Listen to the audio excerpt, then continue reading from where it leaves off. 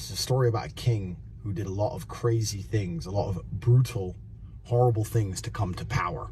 And once he came to power, he could no longer rule fairly or justly because he would look weak in the eyes of his enemies. So he continued to do unfair and unjust things. And the king, Damocles, was sitting on his throne. And all around his throne, he had gold, he had beautiful women, he had fruits, he had everything a man could desire. And his servant of many decades, 30, 40 years, said, I can't imagine how it would feel to sit in that throne. I've seen you in that throne for all of this time, and all I can imagine is the feeling of just sitting on that throne and people adoring you. I can't possibly imagine. Damocles said, the things I have done to get here, the things I have done to take my place on this throne, I mean, it doesn't feel the way you would imagine it, but tomorrow I'm gonna let you sit in the chair.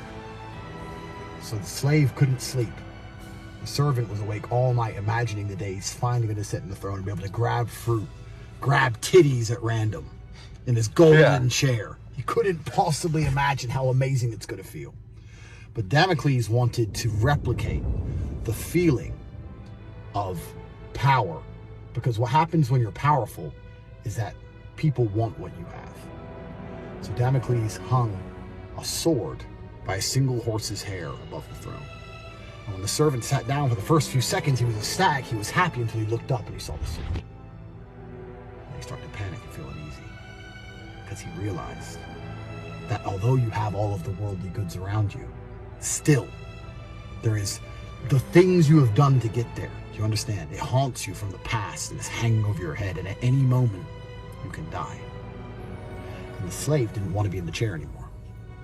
And he gave Damocles the throne back.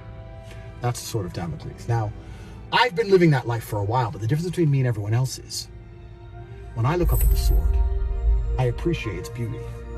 I see the glimmer of the sword in the sunlight. I think, isn't that beautiful? Maybe one day it will fall. Probably look pretty beautiful as it falls just before I die. That's why I am where I am. That's why I've done the things nobody else can do. That's why I live the lives nobody else can live. Because you couldn't handle being me. The sword would frighten you. I've learned to fall in love with the sword. It's fine that it's over my head. People have tried to kill me before. There are people in the world who are actively planning to kill me right now. That's fine. All I can do is prepare to make sure that I don't make it easy for them.